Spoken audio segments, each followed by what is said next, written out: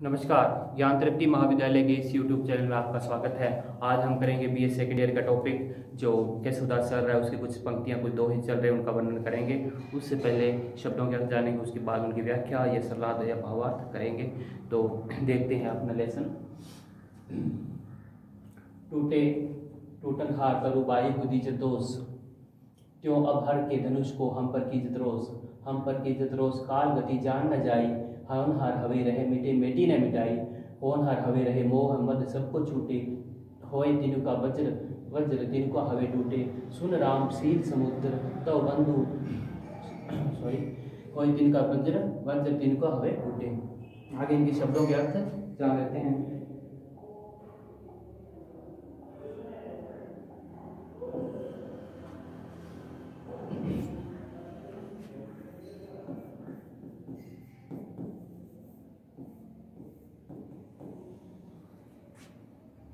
टूटनहार, टूटनहार का अर्थ होता है टूटने योग्य।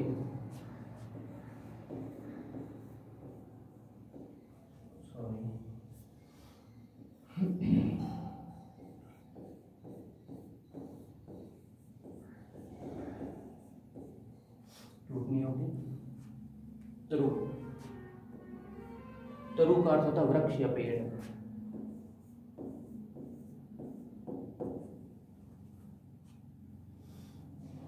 त्योहार के दिन हम पर कीजिए रोज, हम पर कीजिए रोज, काल की दिशा में जाए और हमारा मिटे। तिनुका, तिनुका अर्थ होता है तिनका।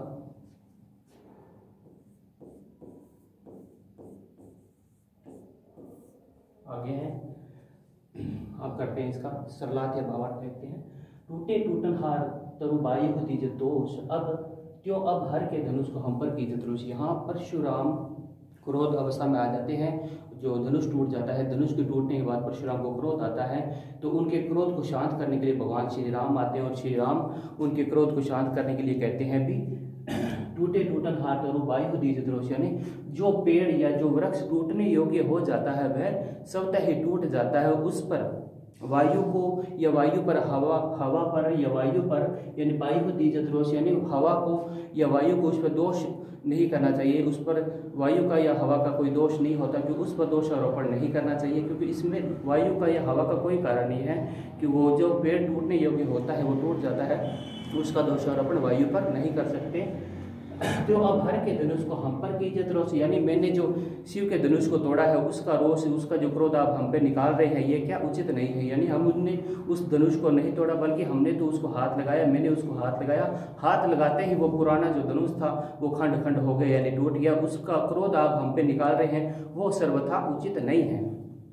आगे है, हम पर कीजिए रोष काल की गति जान न जाए, यानी आप हम पर जो क्रोध कर रहे हो सर्वथा गलत है, ये उचित नहीं है। अब काल की गति कोई नहीं जान, यानी काल की गति को कोई नहीं जान सकता। जो होनी होती है, जो होनहार होता है वो होने वाला होकर के रहता है, यानी जो घटित या नियत रहता है वो होकर के रहता है, उसे कोई हटा नहीं सकता, उसे कोई मिटा नहीं सकता।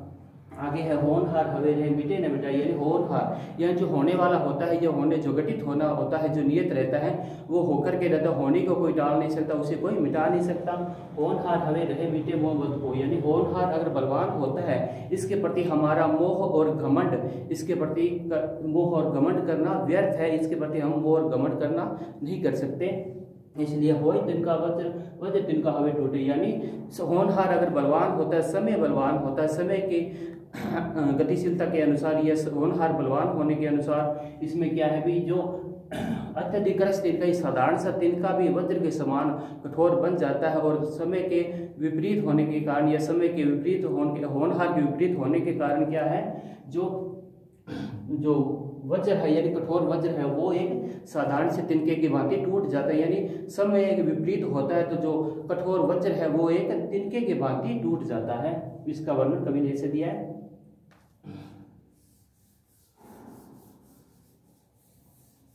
आगे देखते हैं सेकंड, सुनु राम शील समुद्र तव बंधु अति शुद्र, मम बड़वांडल कोप कियो ते ही कियो चाहत लोग। आगे है, बड़वांडल कहते हैं, बड़वानल यानी समुद्र की अग्नि, यानी जो अग्नि समुद्र में लगती है उसको समुद्र की अग्नि या बड़वानल कहते हैं। समुद्र की लगने वाली अग्नि को क्या कहते हैं, बड़वानल कहते हैं। यानी समुद्र में लगने वाली अग्नि को बड़वानल कहते हैं। और इसको अर्थ क्या होता है बड़वानल का, क्रोध की अग्नि, क्रोध की अग्नि।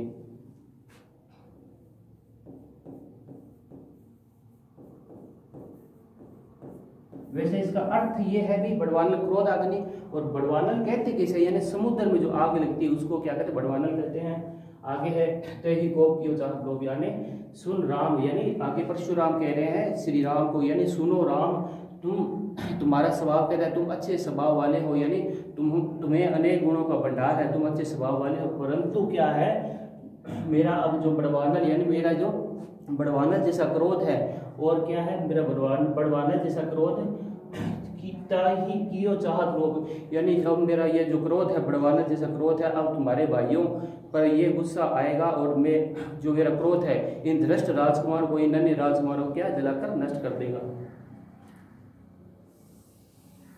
आगे देखते हैं, हो भृगुनंद बलि जगमाही, राम विदा करिए घर जाही, हो तुम सो फिर युद्ध ही मांडो, क्षत्रिय वंश को वेल छांडो। भृगुनंद, भृगुनंद का अर्थ क्या है, परशुराम।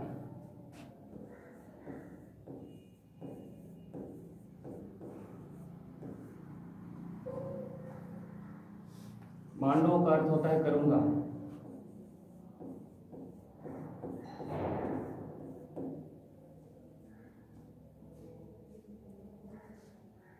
भृगुनंद का अर्थ होता है परशुराम, मांडव का अर्थ होता है करूंगा। हो भृगुनंद बलि जगमाही, राम विदा करिए घर जाही, हो तुम सो फिर युद्ध ही मांडो, क्षत्रिय वंश को बेर ले छांडो। आगे ये कथन किसका है, ये कथन है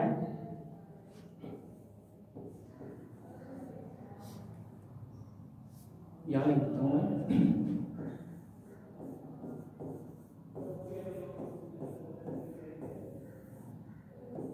ये कथन किसका है, शत्रुघ्न का, शत्रुघ्न।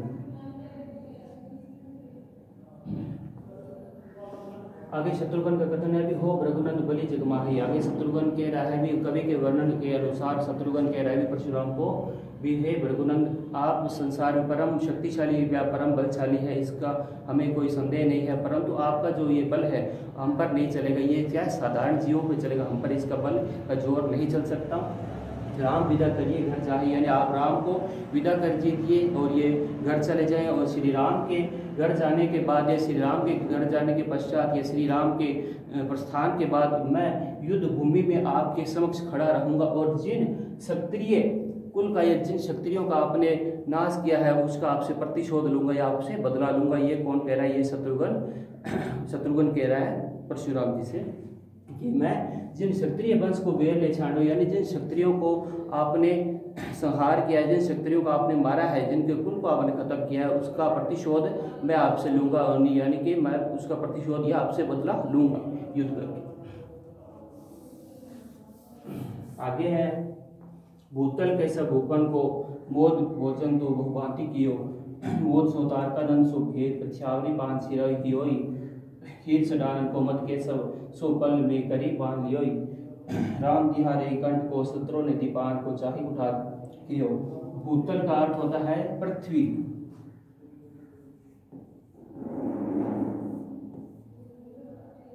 भूपन का अर्थ होता है राजाओं,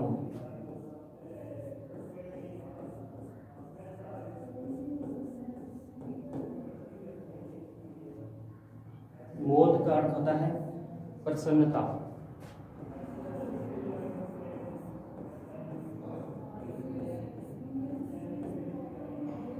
तारकानंद, यानी तारकानंद का अर्थ होता है तारकासुर का पुत्र।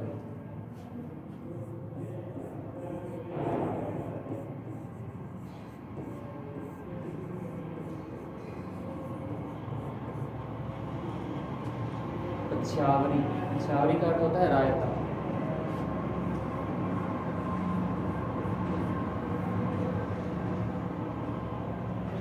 खीर, खीर का अर्थ होता है दूध।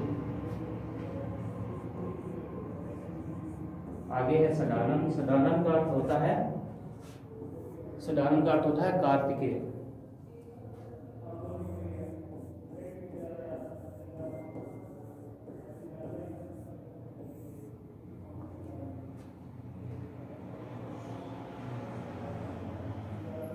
शत्रुनित, शत्रुनित का अर्थ होता है रक्त, रक्त कह दो या फिर खून कह दो। आगे है भूतल के सब भूपन को मत भोजन तो बहुभांति कियो, मोद सोतार करन को वेद छावरी पान सिरो हियोई, खीर से डारन को मद के सब सो पल में करी पान दियोई, राम तिहारे कंठ को सूत्रों निपान की चाहे उठार कियोई। यानी आगे है, आगे परशुराम कह रहे हैं भी अपने परसे को संबोधित करते हुए कह रहे हैं भी हे परशु हे कुठार, तुमने क्या किया है। परशुराम क्रोध आवेश में कह रहे हैं भी मेरे इस परशु ने पृथ्वी के समस्त राजाओं के अहंकार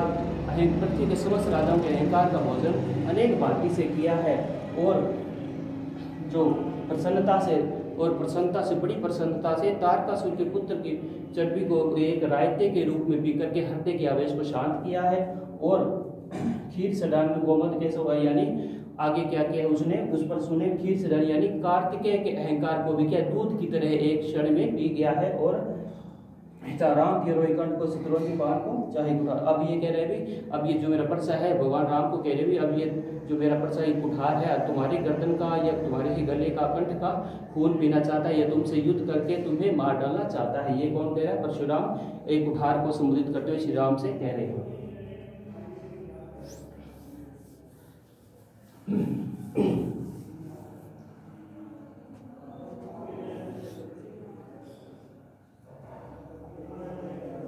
आगे है, जिनको अनुग्रह वृद्धि करे तिनको किमी निग्रह जित परे, जिनको जब अक्षत शीश धरे तिनको तन सचत कौन करे।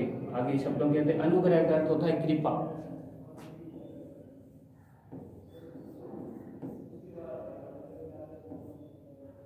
निग्रह का अर्थ होता है दंड, अक्षत का अर्थ होता है अक्षत या चावल,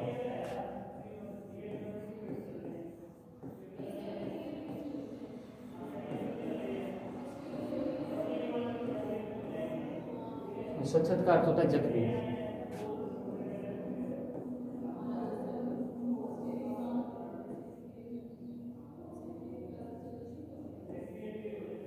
सचत का अर्थ होता है जख्मी। आगे देखते हैं, जिनको ही अनुग्रह वृद्धि करे तिनको किमी निग्रह चित परे, जिनको जग अक्षत शीश धरे तिनको तन अक्षत कौन करे। आगे कह रहा है लक्ष्मण का सवाल है, लक्ष्मण परशुराम से कह रहे हैं भी जिनकी कृपा से मंगल कार्यों की वृद्धि होती है, ऐसे अवध्य और अदंडनीय ब्राह्मण को दंड देने की कौन सोच सकता है, यानी उसे दंड नहीं दे सकते। लेकिन और आगे है, संसार जिनके माथे पर अक्षत रखता है, यानी संसार जिनके माथे पर अक्षत रखता है, जिस ब्राह्मण को पूजता है उस ब्राह्मण को जख्मी कौन कर सकता है, यानी उस ब्राह्मण को कोई क्षति नहीं पहुंचा सकता, उस ब्राह्मण को कोई जख्मी नहीं कर सकता। अर्थात परशुराम ब्राह्मण होने के नाते अवध्य है, इसलिए उनको दंड देना या उनका वध करना असंभव है, अन्यथा रघुवंशी वीर उन्हें कब का ही यमपुर की राह दिखा देता।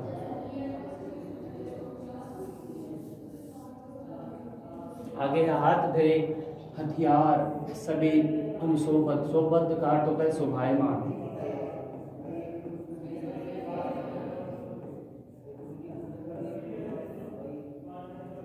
मारन हारही, किमी क्यों कैसे,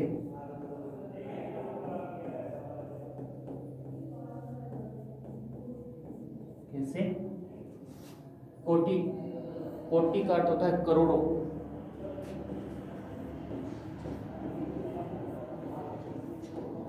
आगे शब्द है उपचार का अर्थ होता है उपाय,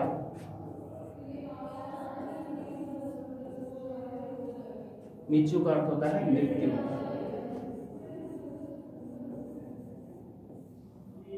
ये संवाद है परशुराम का, यानी परशुराम लक्ष्मण से कह रहे हैं भी आपने हाथ में हथियार धारण कर रखे हैं, यानी हाथ दे हथियार सभी तुम शोभत हो, आपने हथियार धारण हाथों में कर रखे, इसलिए आप शोभायमान हो रहे हो, आप इन हथियारों से ऐसे लग रहे हो, यानी आप वीर हो या आप अपना पराक्रम दिखा रहे हो।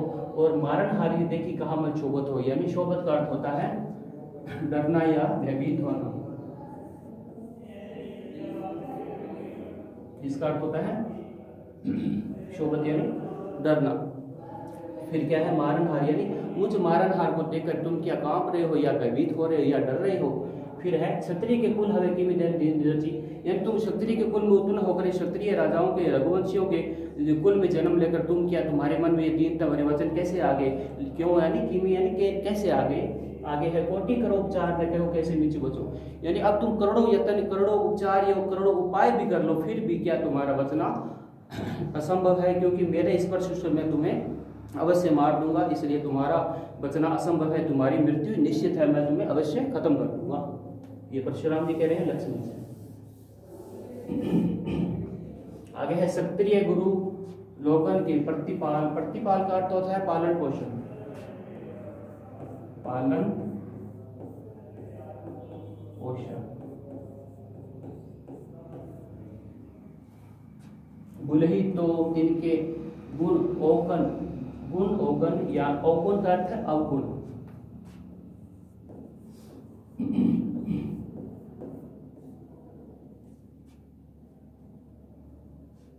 जननी का अर्थ होता है माता।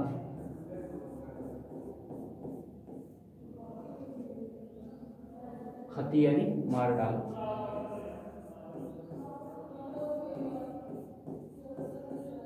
आगे क्या है, लक्ष्मण कह रहा परशुराम से, यानी क्षत्रिय गुरु लोगन के प्रतिपाल कर, यानी हम क्षत्रिय हैं इसलिए हमारा परम कर्तव्य कि हम अपने गुरुजनों का पालन पोषण करते हैं। बोले ही दो तीन के गुणों को जीना थे, यानी हम भूल करके भी उनके गुणों अवगुणों का ध्यान है दोषारोपण नहीं कर सकते, तो हमको गुरु दोष नहीं, परंतु अब क्या है, परंतु अब ऐसा दोष नहीं रह सकता कि आपने जो अपनी जननी दूही छुपाई है, जो आपने अपनी माता को आनंदित होकर मार डाला, यानी आपने क्या किया, आनंदित होकर अपनी माता को मार दिया। इस हिसाब से आशय यह है कि परशुराम ने क्या किया, अपनी माता को हत्या कर दी, उसको मार दिया। इस हिसाब से लक्ष्मण कह रहा है भी आपने क्या किया, आनंदित होकर के अपनी माता को मार दिया, लेकिन हम जो रघुवंशी ऐसा नहीं करते। इसके लिए अगर आप जैसे गुरु के समक्ष हमें खड़ा होना पड़े या आपके जो युद्ध की ललकार हमें सुननी पड़े तो हम क्षत्रिय वीर उससे पीछे नहीं हटेंगे। अगर आपसे युद्ध भी करना पड़े तो हम आपसे स्वयं युद्ध करेंगे।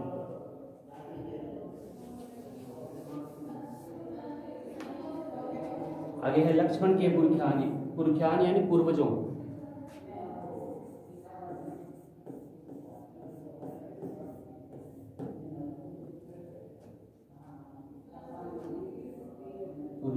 पूर्वजों, बलिदान का अर्थ होता है नारी या स्त्री।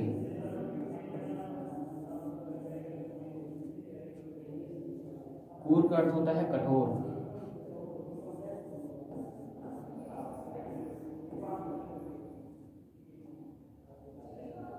तो को तुम्हें या तुझे। महाधिक यानी अत्यधिक धिक्कार है, अत्यधिक धिक्कार।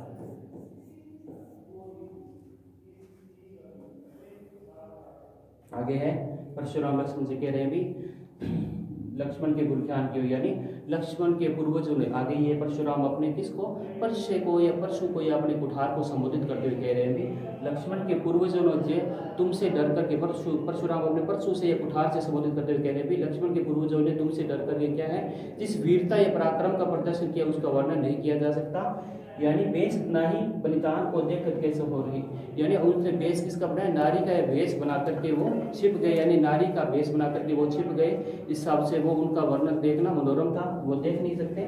और आजू तो केवल ताकि महादिक, और फिर वो अपने कुठार से कह रहे हैं भी महादिक यानी तुझे अत्यधिक धिक्कार होगा, क्योंकि उसने क्या किया, नारियों को वेश में आए हुए क्षत्रियों को छोड़ दिया, यानी जबकि वो नारियां नहीं थी बल्कि वो क्षत्रिय थे। अगर उस नारियों के वेश में आए क्षत्रियों को मार डालता तो लक्ष्मण उसी वंश में उत्पन्न हुआ है, तो उन क्षत्रियों को मार देता तो लक्ष्मण के जो आज जली कटिया जो अपनी बुरी बातें सुना रहे, ऐसे अपमानजनक शब्द अपने को नहीं सुनने पड़ते। इसलिए हे कुठार, हे मेरे परशु, हे क्रूर परशु, तू इन क्षत्रियों पे, क्षत्रिय जो राजकुमार है, जो इनको राजकुमार को अब दया मत करना। अगर तूने आज इन पर दया कर दी तो तेरी जो गलती अक्षम्य मानी जाएगी, इसलिए तेरी जो गलती का कोई क्या है मतलब अक्षम्य मानी जाएगी, इसके कोई क्षमा नहीं होगी।